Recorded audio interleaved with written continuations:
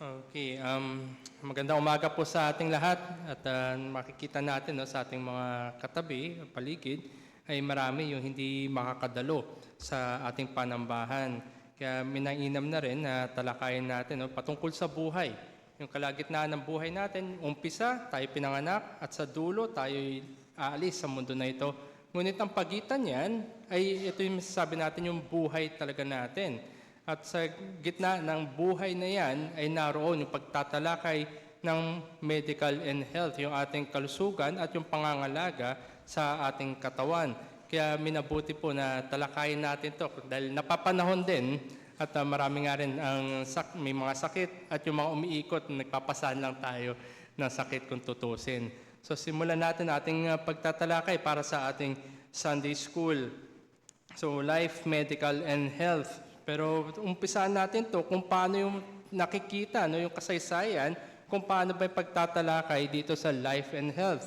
So gusto ko pong simulan ito sa pagtingin, unang-una doon sa ancient world, kukuha tayo na isang figure doon, then dalawang persona o dalawang tao patungkol sa ating modern era sa panahon natin ngayon. So simulan natin sa ancient world. Ayan, si Hippocrates. Siya ay nabuhay noong 460 BC hanggang 375 BC. So more or less 400 years bago ang ating Panginoong Jesucristo. Traditionally regarded as the father of medicine, at nasabi nga rin doon, ayon sa kasaysayan, he has been revered for his ethical standards. So hindi lamang siya mayroong mga panuntunan o mga sabi natin inilapit na mga paraan kung paano talakayin o i-cure yung mga sakit, kundi nandoon yung kanyang ethical standards din, yung tamang paraan na pag-handle at pag-administer ng mga medicines. So ethical standards in medical practice, mainly yung kanyang key contribution na ating titingnan at medyo ironic nga lang dahil yung kanyang key contribution ay suspected na hindi naman talaga sa kanya galing, but nonetheless, ito'y ginamit hanggang sa ngayon. So kanyang key contribution ay yung tinatawag na Hippocratic Oath, yung panunumpa, yung sumusumpa, yung nasa medical field upon their pagkakuha ng kanilang license, ay meron silang ginagawang panunumpa. So Hippocratic Oath. Hippocratic Oath is adopted as a guide to be conducted by the medical profession throughout ages and still used in the graduation ceremonies of many medical schools. Hanggang ngayon, nandun pa rin, at least bits and parts of it ay nasa oath ng mga nasa medical field. Ang sabi doon, the oath dictates the obligations of the physician to students, so yung mga lecturers para sa kanilang mga estudyante, of medicine and the duties of pupils to the teacher. So both ways, naroon yung kanilang obligation. At ang hina-highlight ng obligation na ito, it is a pledge to prescribe only beneficial treatments according to his abilities and judgment, to refrain from causing harm or hurt, and to live an exemplary personal and professional life. So ito yung laman ng Hippocratic Oath. Makikita natin na ito yung tamang kurso naman talaga ng pagtalakay para sa yung mga medicines at yung kalusugan natin. Tandaan natin, only beneficial treatments according to his abilities and judgment. Refrain from causing harm or hurt. So it goes both ways, the best for the patient and from the best para sa physician. So ito yung ancient world. Hanggang ngayon, nandun pa rin yung effect o yung ginagamit pa rin. Yung panunumpa, tandaan natin, ang mga panunumpa ay huwag natin maliitin. Ito ay dapat ginagawa natin sa harapan ng mga tao, sa harapan ng Diyos. Ito ay dapat na may sincero na pamumuhay sa atin, lalo na sa mga medical fields. We are bounded or you are bounded by the oath at tayo bilang mga mananampalataya ay ganun din naman. Meron rin tayong mga panunumpa sa harapan ng Diyos at sa harapan ng ating mga kapatid. So it is oath-bound, itong Hippocratic Oath. So next for our modern era, dalawang key figures. Unang-una, walang iba, I think, si Louis Pasteur. Siya ay pinanganak 1822 at siya ay namatay 1895. Responsible siya for disproving the doctrine, katuruan na spontaneous generation. Spontaneous generation, life comes from unlife. Magkakaroon daw pwedeng umusbong ang buhay mula sa walang buhay. So ito yung dinisprove nito ni Louis Pasteur. Spontaneous generation was taken as scientific fact for 2 millennia. So ever since time began, kung tutusin, kahit yung panahon nila, Hippocrates, ito yung paniniwala na mayroong pwedeng umusbong na buhay mula sa walang buhay. But it was disproven eventually come the 19th century. Ang kanyang key contributions, too many to mention, napakadami ng naging contribution nito ni Louis Pasteur, kaya isa siya sa aking pinili sa modern era. Ang mga contributions niya ay sa science, technology, medicine, at lahat ng yan nearly without precedent. So none came before him kung tutusin. Kasama na rin yung pasteurization, widely used in food industry. Pasteurization, yung parang pinapakuluan natin yung mga pagkain para patayin yung mga bacteria na maaaring nandoon. In that sense, parang ganun siya. He discovered microorganism doon sa fermentation at yung dulot nito sa disease. Naroon din yung kanyang discovery at ng vaccines for anthrax, cholera, and rabies. Tapos hindi lamang siya limited sa medical fields, ngunit tinulungan rin niya to save the French silk industry. Na-discover niya yung sakit na nakaka-apekto doon sa mga silkworms at itong kanyang na-cure, therefore nagpatuloy yung silk industry ng mga Pranses. So makita natin na parang pinagpala ng talino itong tao na ito at ginamit niya yung kanyang talino for benefit of humanity. So ito si Louis Pasteur. Again, yung kanyang mga naging contributions are nearly without precedent. So second person na ating titingnan sa ating modern era, ang pinili ko po ay si Alexander Fleming. 1881 to 1955, bacteriologist, best known for his discovery of penicillin, yung kauna-una masabi natin na antibacteria. Ang kanyang key contribution, yung antibiotics. Maraming form ito, naroon yung antiseptics, antimicrobial substance or compound that is applied to a living tissue or skin to reduce the possibility of infection. So napakahalaga nitong antiseptics. Maraming tao na sabi natin na naligtas dahil dito. At naroon din yung lysozyme. Ito naman ay ginagawa ng mga hayop at nakakatulong ito sa ating immune system. And yung aforementioned na penicillin, it is used in the treatment ng maraming iba't ibang klaseng infection. So medyo sa segue lang ulit muna ako. Siguro kontrang trivia, no? Ang penicillin, it was discovered accidentally. Hindi ito sinasadya. Pero ganun pa man, makita natin lalo yung kamay ng Diyos na sa mga bagay na isipin natin hindi sinasadya. Accidental man yung bagay na yon. But this accidental moment save millions of lives. Isipin pa ba natin na aksidente yun? Hindi. So nandun lang nakita natin na ginamit ng Diyos, eventually yung accidental situation na yon for this person na kanyang inihanda, si Alexander Fleming, para magawa ang penicillin to save millions of lives. So itong dalawang makita natin sa modern era natin, ang layo na nang nirating mula sa ancient world hanggang sa ating modern times. So ito yung, until now, it keeps on improving yun sa field ng medicine. So ito yung nasa mundo. Pero tingnan natin kung paano ba tinatalakay ng Biblia na salita ng Diyos ang ating mga pangangatawan. Ang magiging approach ko po ay yung biblical theology. So it is a redemptive history kung paano pinapresent ng Diyos, kung saan nagsimula, ano ba nangyari at saan patungo. Ang pinag-usapan natin ay yung ating katawan, yung physical bodies natin.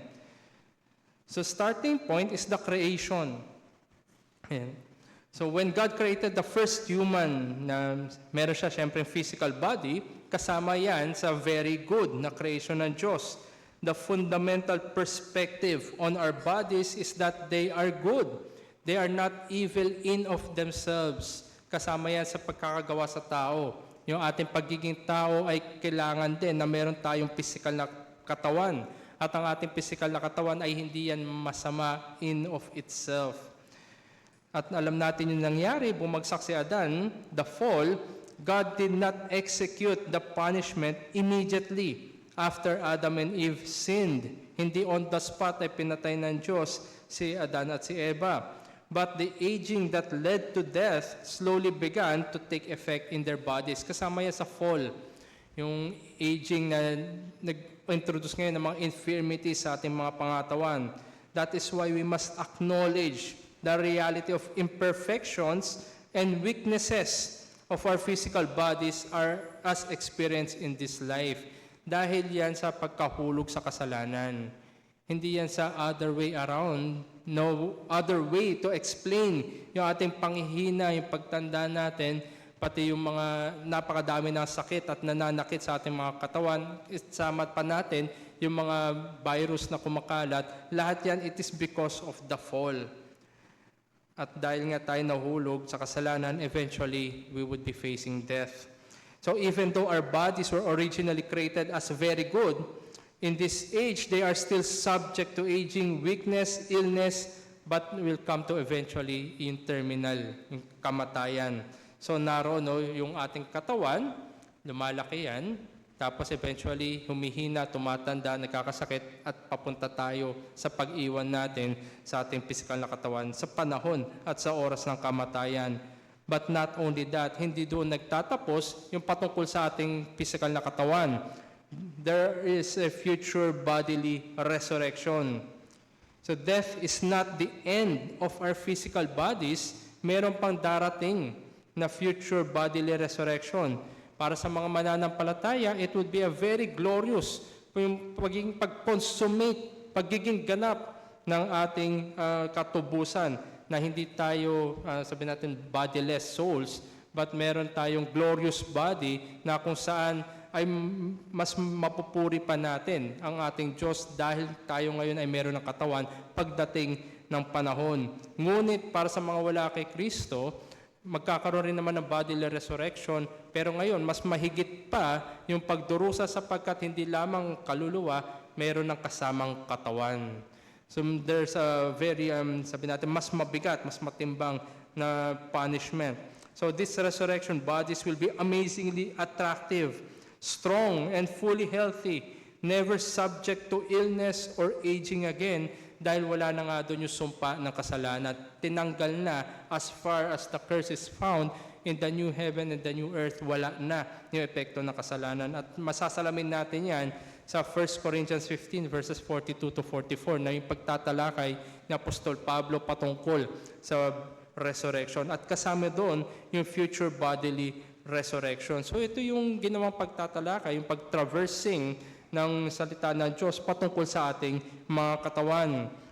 So a lesson that we can get is that human beings are constituted, tayo bilang mga tao, by a true body, yung physical na katawan natin, and a reasonable soul.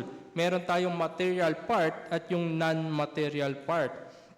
It is a responsibility to take good care of our body and soul.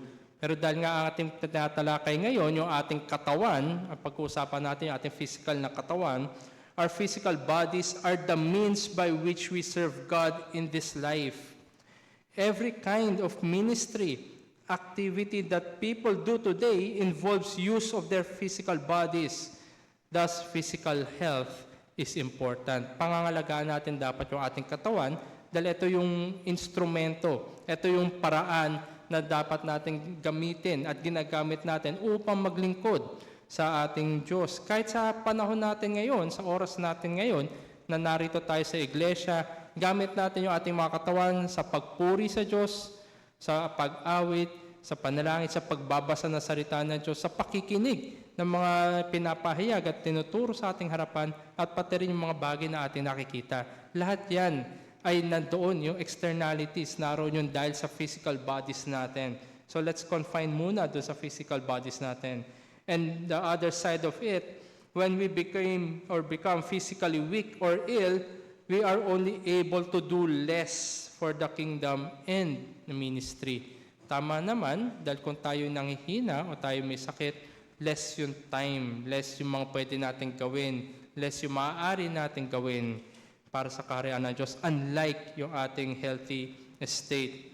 So ito yung makikita natin, no? It's a very practical lesson, but now we would be tackling some issues patungkol sa medical and health. Dahil habang nasa kalagitnaan tayo ng ating life and death, dito tayo ngayon nag-ooperate, marami yung issues na nagaganap dyan.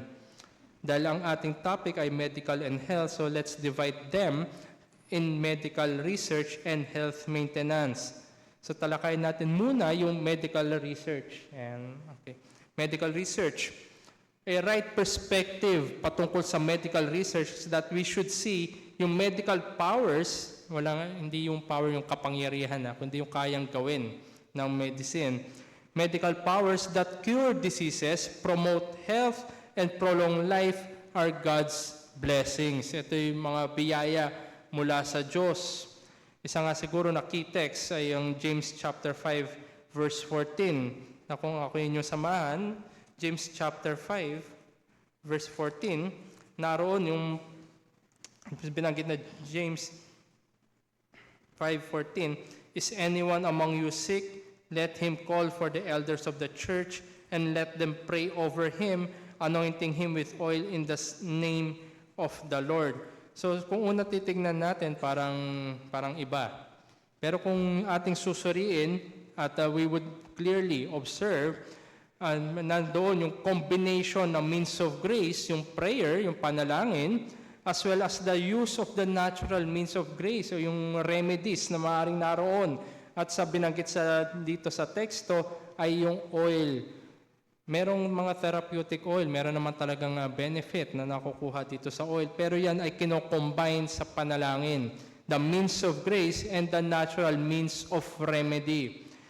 So healing is ultimately God's deed. Ang Diyos ang talagang nagpapasya at nagbibigay ng pagpapagaling. Whether miraculous sa ating pananaw, yung wala ng pag-asa, ang Diyos na lang kumikilos, ang Diyos pa rin talaga ang nagbibigay ng kagalingan, either miraculous or medical. Either sabihin natin bunga, result, ng beneficial result ng gamot. So it is ultimately God's deed. Sabi nga sa Psalm 103 verses 2 to 3, Bless the Lord, O my soul, and forget not all His benefits, who forgives all your iniquity, who heals all your diseases. Ultimately, healing is from the Lord.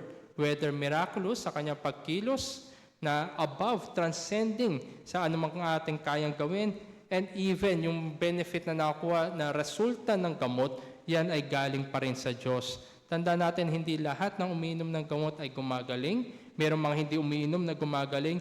Ultimately, it belongs to the Lord.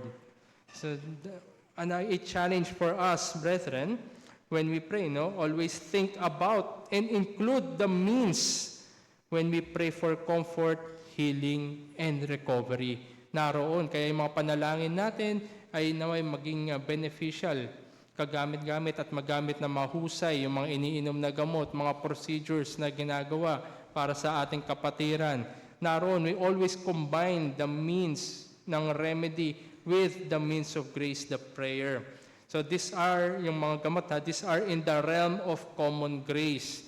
Yan ay biyaya na pinagkaloob ng Diyos para kasama na dyan yung mga literature, arts, and everything. Kasama na yung gamot, yung medicine. Yan ay nasa realm ng common grace. Not to be seen as salvific. Hindi yan nakapagligtas. Hindi yan nakapagbigay ng kapayapaan sa kaluluwa. Hindi yan nakakapagbigay ng kapatawaran sa kasalanan at pagkakasundo sa Diyos. It is not to be seen as salvific. And salvation is not contingent on them. Hindi sumusunod, kumbaga. Nakalungkot lamang sa ating bayan na pag yung mga ini-interview, usually, pagalingin mo lang ako, ibibigay ko sa iyo ang buhay ko. Pagalingin mo lang ako, this and that. Salvation is not contingent sa pagpapagaling. But salvation is a call. So for all sinners, ano man yung pinagdadaanan mo, ikaw ay nakaharap pa rin sa banal na Diyos na hawak-hawak mo ang mga kasalanan mo. that is not cured by any medicine, and that is not given relief by any natural remedy. But all that work, healing, recovery, and cure, and more so yung salvation, all of that is God. So case in point siguro na tingnan natin, tangible case ay yung prescription drugs. Yung ating sa panahon natin ngayon, yung ating mga iniinom marahil para sa mga sakit. So a quick observation lamang, in ancient times, relief and cure comes in different ways. Maraming iba't ibang klase o iba't ibang uri. Nabanggit rin naman sa salita ng Diyos yan.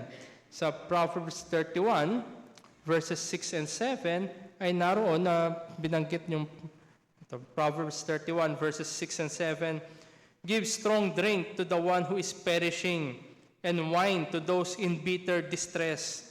Let them drink and forget their poverty, and remember their misery no more. So nandoon, no, strong drink, marahil ito yung wine or alcohol or other means or ways of painkiller for them to remember their misery no more. So ito yung nabanggit sa ancient times, and even in the New Testament, kung maalala natin yung kay Timothy. So 1 Timothy chapter 5, verse 23, it says, sabi ni Paul, no longer drink only water, but use a little wine for the sake of your stomach and your frequent ailments. So naroon, even in the ancient times, yung remedies comes in different ways. Nakita natin yung strong drink at ngayon yung wine. So most prescriptive drugs nung panahon ng time nila ay naturally occurring nandoon, yung kanilang way ng paggagamot. Pero dahil nga nag-progress on time sa ating modern setup, sa ating contemporary time, medical advancement at yung research, so most prescriptive drugs, we can note, are semi-synthetic.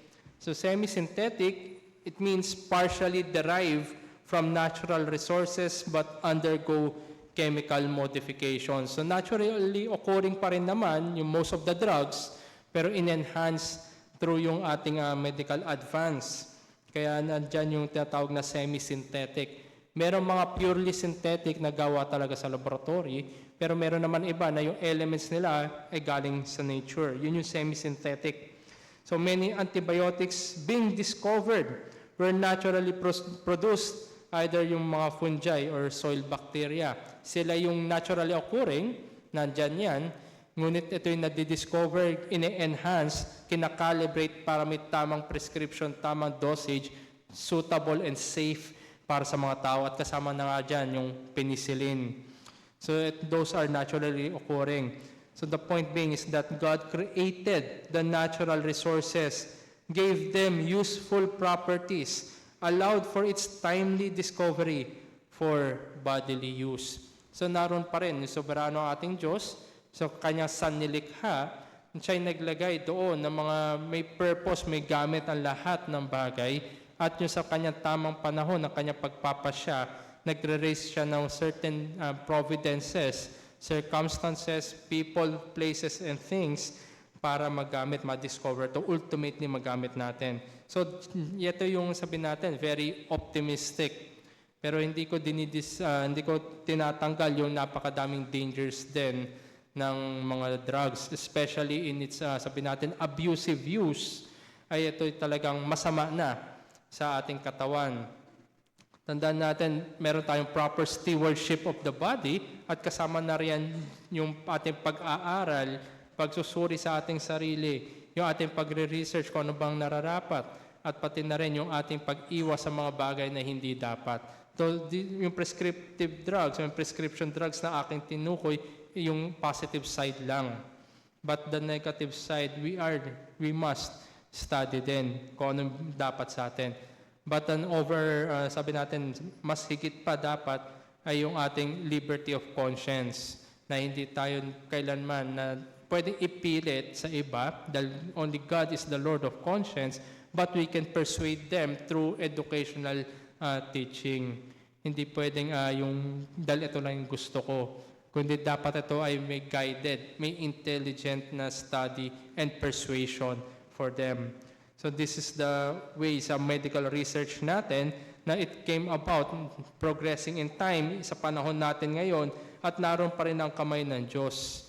So ibang usapin na yun, sabihin natin mga motibo ng mga gumawa at yung mga motibo na kung bakit natin ayaw. Let's confine our study muna yung sa physical effects ng sa ating katawan ng mga gamot na ating tinatalakay. So moving forward ay yung health maintenance. So naroon yung medical research at ngayon yung mga outputs nila, it maintains health. So a perfect balance sa presentation ng health and sabihin natin life, no? Health and life are not gods to be worshipped. Hindi sila dapat na sinasamba dahil ikay may magandang kalusugan, sinasamba mo na nga yung katawan mo, yung kalusugan mo above everything. But they are God's good gifts to be appreciated. Ang Diyos nga ang nagbibigay ng cure, sabihin natin ng effect.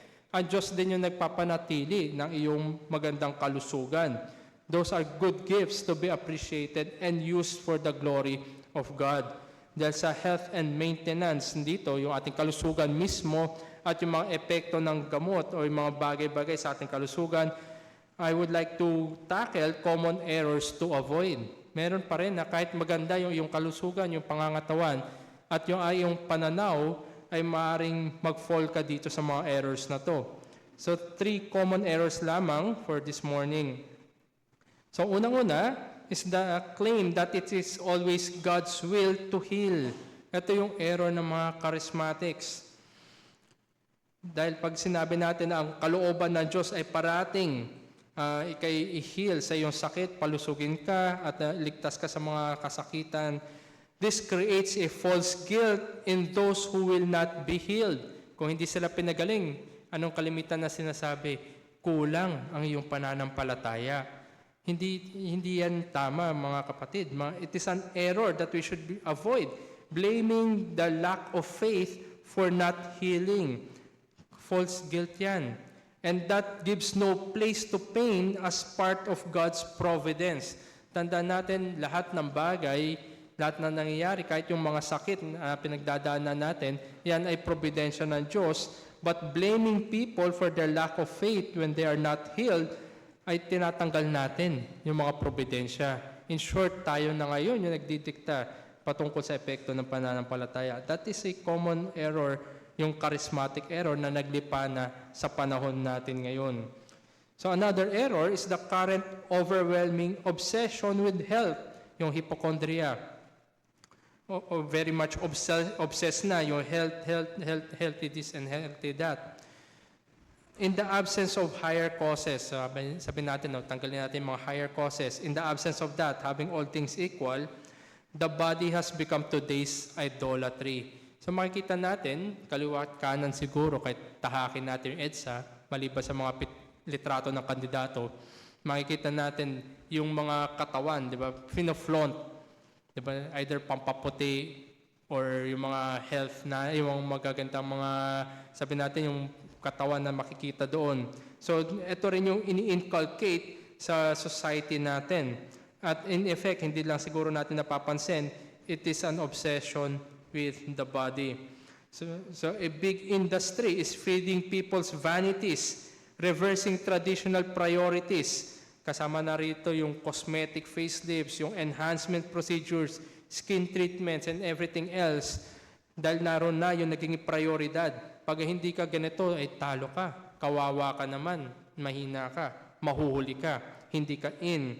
So the excessive admiration of or praise, hindi lamang para sa ating pangakatawan, kundi yun sa pagmumukhang bumabata ka. Yan ay diminishing the virtue of aging graciously. Ulitin ko lang, the excessive admiration or praise of youth and health has diminished the virtue of aging graciously. Kanina pinakita ko kung paano ba yung natural course, buhay, creation, dahil sa kapagkahulog tayo mamamatay eventually. So we age. Hindi natin mapipigilan yon.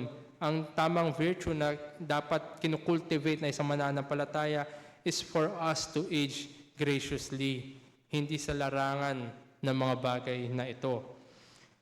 So that is another error, yung obsession with health and with the negative impact na tinuturo natin sa mga susunod na generation at yung mga effects niyan na nafo-focus ngayon sa health sa ating bodies at hindi sa mga tamang bagay na dapat pagtuunan ng pansin.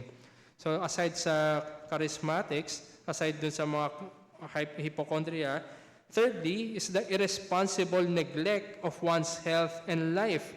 Ito naman yung tatawag na hyper-spirituality. Nineneglect natin yung ating mga katawan at sinasabi natin na we are very much spiritual to the detriment of our body. Alalahanin natin na tayo bilang tao, meron tayong physical na katawan at meron tayong kaluluwa. Hindi pwedeng yung kaluluwa lang ang iniingatan mo pero yung katawan mo ay bahala na. Hindi naman pwede na yung katawan yung iniingatan at yung kaluluwa ay malayo na. One scripture siguro, kung very much familiar tayo sa Daniel chapter 1, verses 8 to 15, na naroon yung sinabi ni Daniel, na bigyan nyo kami ng mga gulay and everything, ayaw namin yung pagkain na nirarasyon sa hari. So tandaan natin, hyper-spirituality ating tinatalakay, hindi naman ibig sabihin na sabihin natin nakaka-detriment yung mga pagkain ng hari, but it has an effect sa ating physical body. Hindi naman ibig sabihin na mas banal yung mga gulay kumpara doon. So there are sins that have directly to do with one's physical body. Meron mga kasalanan na nabumbungad mula sa loob, mula sa ating kaluluwa, at yan ngay nagmamanifest sa ating mga katawan. Sapagkat yung ating mga katawan nga, yung ating vessels, yung ating tools sa buhay na ito. At ganun din yung mga kasalanan na nagsimula sa loob, expression niyan ay ang through our physical bodies. Dahil nga ang ating tinatalakay ay patungkol sa katawan at yung kalusugan, isa na nakasalanan dito yung tinatawag na gluttony, yung eating more than prescribed or allowed or yung kaya natin. In short siguro sa Tagalog yung empatyon na. So ito yung kasalanan yan. At pinapakita yan na yan ay nasa iyong puso at a physical manifestation yan ay you act it out through your body. And another would be suicide. But yung suicide siguro that's for another time. So we need to distinguish between true sacrifice in ministry and full hardiness. Alalahanin natin ay hindi natin pwedeng pabayaan yung ating pangangatawan for the sake of ministry. Hindi natin pwedeng pabayaan lalo yung ating kaluluwa at yung for the sake of other things. So we must distinguish between true sacrifice in ministry and full hardiness. Baka mamaya nagiging matigas lang yung ulo natin. So let us always balance these things. So ito yung mga common errors sa health maintenance, and we can drive to the point that as God is the only source of life and alone has the ultimate authority to preserve or withdraw life, God accounts for human responsibility in preserving or withdrawing our life. Naroon, responsibilidad tayo. Meron tayong responsibilidad. Accountable tayo sa harapan ng Diyos kung ano yung ginawa natin sa ating katawan.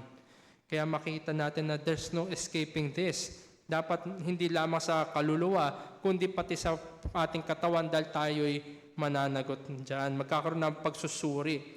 So whether for ourselves or for others, always choose to preserve life and strengthen health through the different means. And sickness must be seen as providence for sanctification sa mga Kristiyano. Ngunit para sa mga wala pa sa ating Panginoon, sickness must be seen hopefully for salvation. Na ito yung mga providensya ng Diyos, ang mga sakit na yan, lalo na doon sa napakalalim na patag at madilim na gabi ng sakit, nawa yan ay gamitin upang kayo'y tawagin sa pananampalataya. Those are providences by God na hindi natin dapat tanggalin, hindi na tayo dapat mag-inject ng anumang thoughts. Always think of that God is the only source and alone has the ultimate authority to preserve or withdraw life. Pero hindi niyan tinatanggal ang ating responsibilidad sa ating mga katawan. Okay.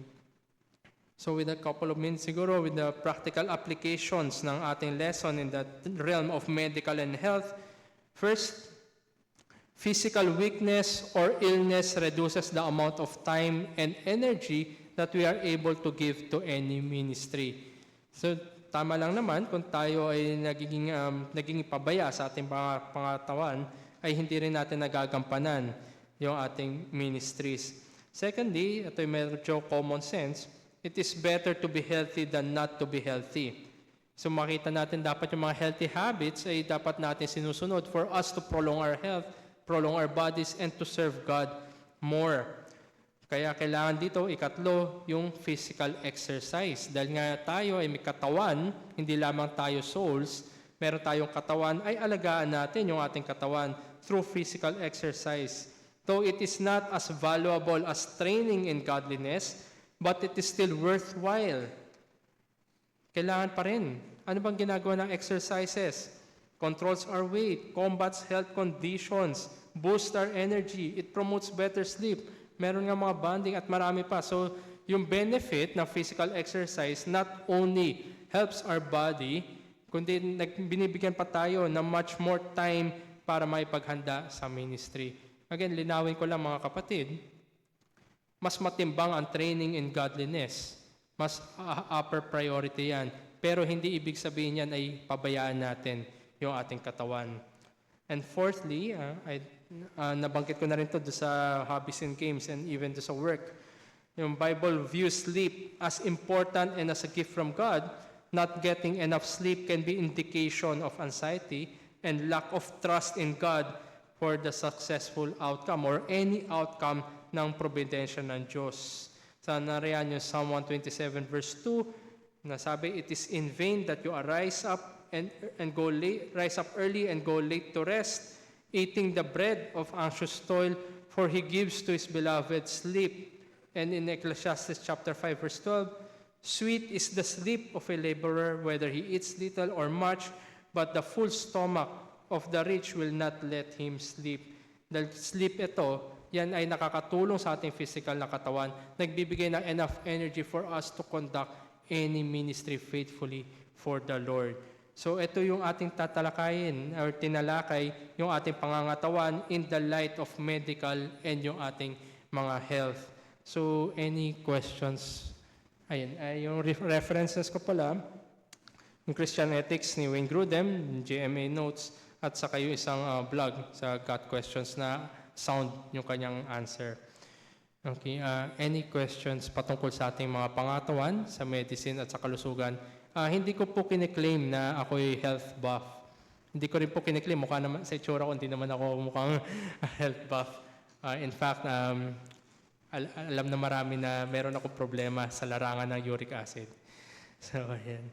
Pero nonetheless, just to share na rin, although tinalakay ko yung mga prescriptive drugs, dumating ako sa point na in-stop ko yung mga drugs para sa uric acid. Kasi naging patapang siya ng patapang.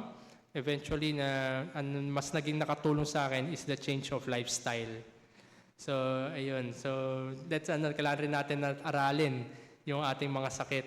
Baka mamaya, eventually, pag naipon yung ating mga drugs sa ating pangatawan, hindi yan maganda. Hindi magiging maganda epekto niyan. Yung kidney natin, creatinine and everything. Tapos hindi naman nagbabago yung lifestyle mo, wala rin mangyayari dyan kung magastos ka lang. So, change of lifestyle, baka mamaya nandun talaga yung makakatulong sa atin. It worked for me and hopefully it worked for everyone else. Okay, any question patungkol sa pangatawan? I believe mas expert kayo dito kaysa sa akin. Okay. Mukhang silent. Yes. Si James, tinuturo si Pastor. Si Pastor may tinuturong, wala yata tinuturo si Pastor. So that means si Pastor ang may tanong. Hindi. Okay, sige, Pastor. May addition para marinig, Pastor.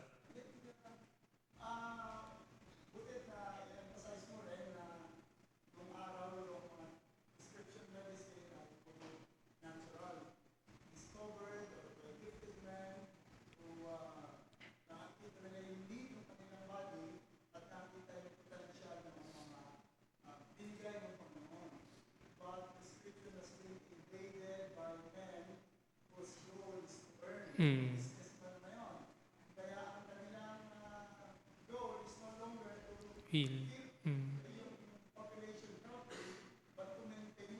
Business.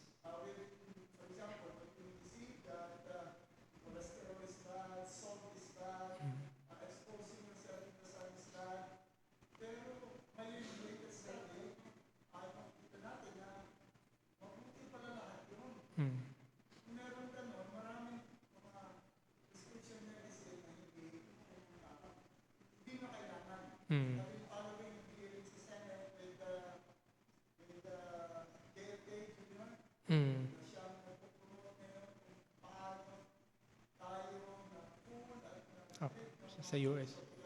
Mm.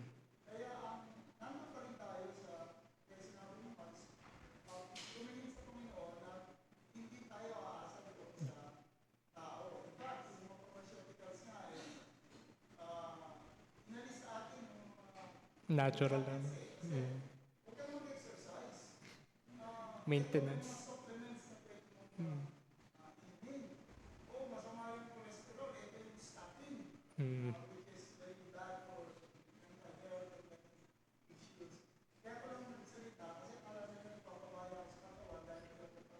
Mhm.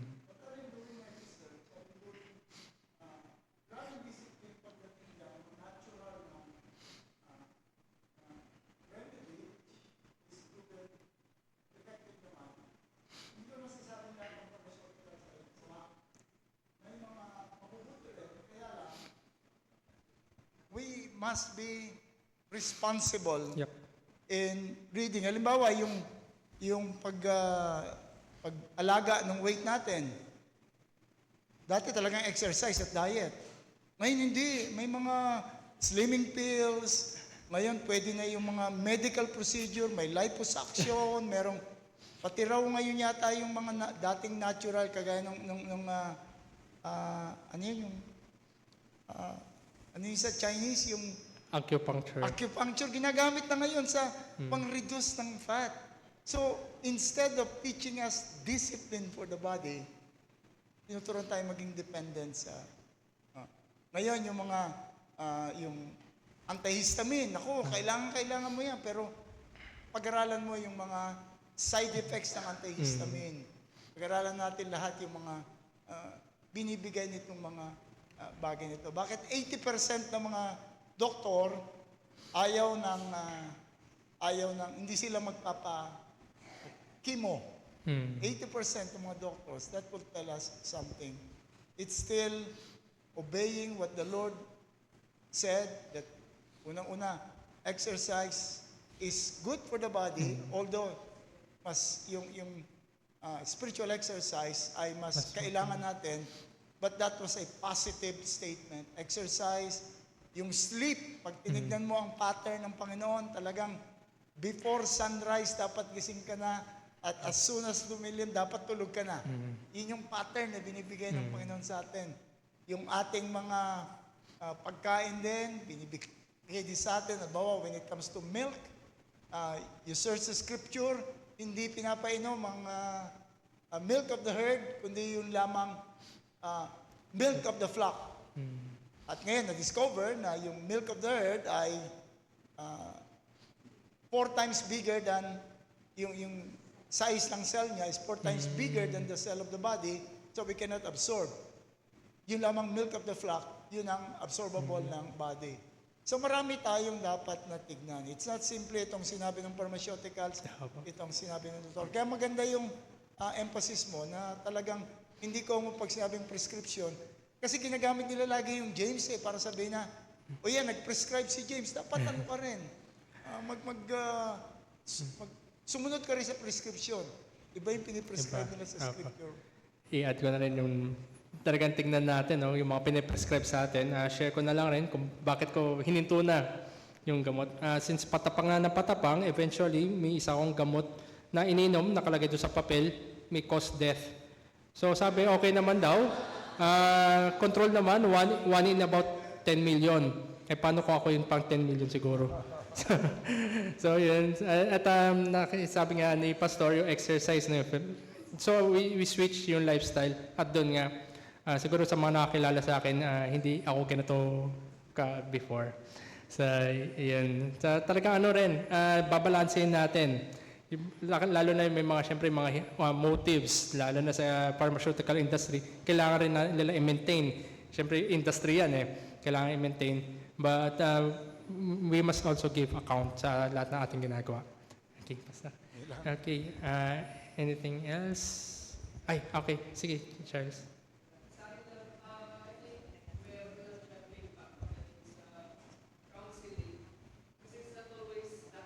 Yep.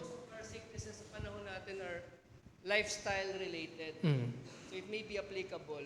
Pero some things may be genetic Yep. na hindi tayo pwedeng counsel black and white basta-basta. Mm. So there are experts in the field who can give better advice.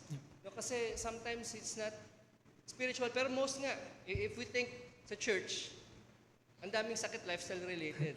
Just diet and exercise, solve. Pero there are things, may mga cases na talagang kailangan ng expert. So, yung caution, discernment, and wisdom, and prayerfulness should really be practiced. Kasi meron din, tulad mga autoimmune diseases. So I think yung church should tread carefully din pagkadating sa counseling. Yep. Someone who is sick and depressed, lalo na yung mental illness, is really mental sometimes, physical. May kinalaman sa brain.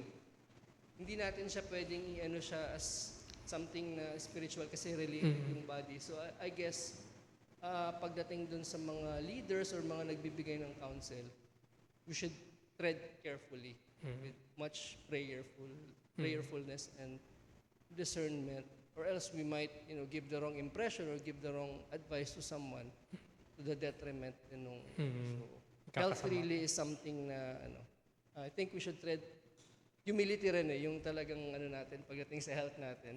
Kasi some people really take good care of their bodies, pero they end up with cancer na minana pala nila sa magulang nila. I think familiar kayo dun sa case ng mga sobrang healthy from their father, tapos lahat sila magkakapatid na lalaki, very healthy, very active. Minana nila lahat yung sakit ng gano'n. So, yun lang po yung ko. Thanks. Ayan, si Pastor. You mentioned about expert. Tama naman yun. But we must be careful kung sino i-consider nating expert. Kung i-consider nating expert nasa side ng pharmaceuticals, very doubtful yun. Magawa tayo ng sarili nating study at i-balance natin, hindi tayo maniniwala lang. Halimbawa, matagal tayong pinaniwala ng mga experts na ang animal fat is bad. Matagal na yon. Hanggang later on, na-discover na ang masama palang oil is yung seed oil. Nakita nila yung India, walang heart ailment before. Ang ginagamit nilang oil is tallow, yung fat ng cow. Nung dumating yung mga British, pinatigil sila lahat, nag-export sa kanila ng mga seed oil.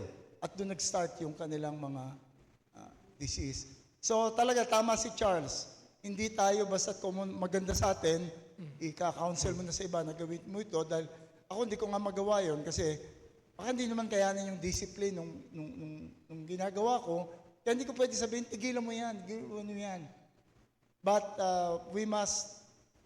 it is our own responsibility na titignan natin kung ano yung mabuti para sa atin, guided by the Word of God and guided by the light of nature. We just don't take anyone with a loud voice as authority.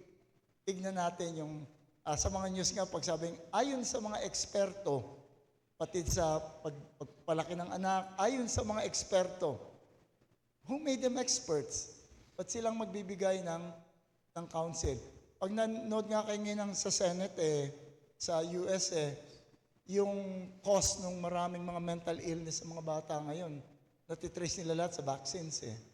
Hindi ko pa yung sabi, huwag kayong pa-vaccine ng mga dahil wala naman ako sa vaccines sila lahat na natitrace.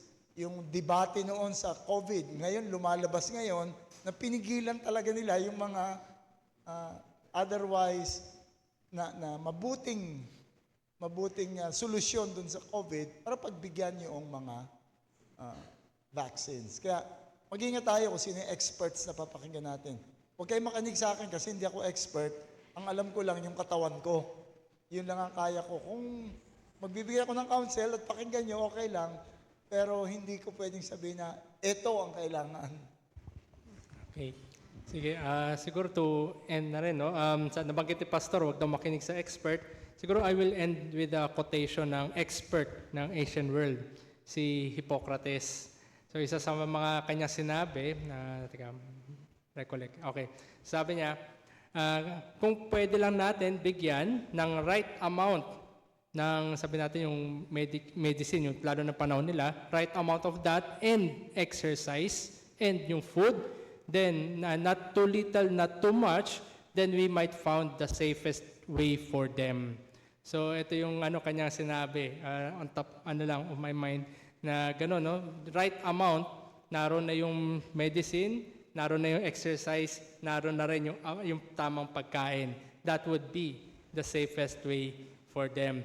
So Lord willing, no, i-continue natin next Sunday. At dahil nga nabanggit ko kanina yung aging, ayun na ang ating tatalakayin. Yung ating pagtanda at eventually yung shelf life natin kumbaga sa mundo. Okay, so let's end with a prayer. Let's pray.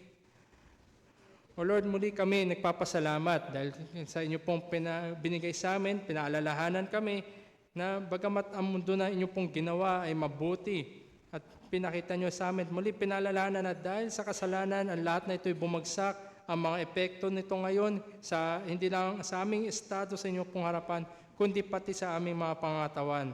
Nawa sa realidad na ito ay tulungan nyo rin kami na suriin ang aming sarili na marahil ay mayroon kaming mga dapat ibahin sa iliwanag ng inyong pong salita at sa patotoo ng inyong pong sanalikha. Kaya hiningin namin ang bawat isa na may we not be forgetful that we are also responsible for our physical bodies. But more so, Lord, train us to godliness, that the holiness without which no one will see the Lord. So help us, O God, sa buhay na ito, bagamat mahirap, nawa ay patuloy kami magtiwala sa inyo para sa kalakasan, kalusugan, lalo na sa mga kapatiran namin na dumadaan ngayon sa mga suliranin na gaya na ito. May we be a way of encouragement to them and may we be a way na means of grace then para sa kanila. So Lord, help us all in Christ's name. Amen.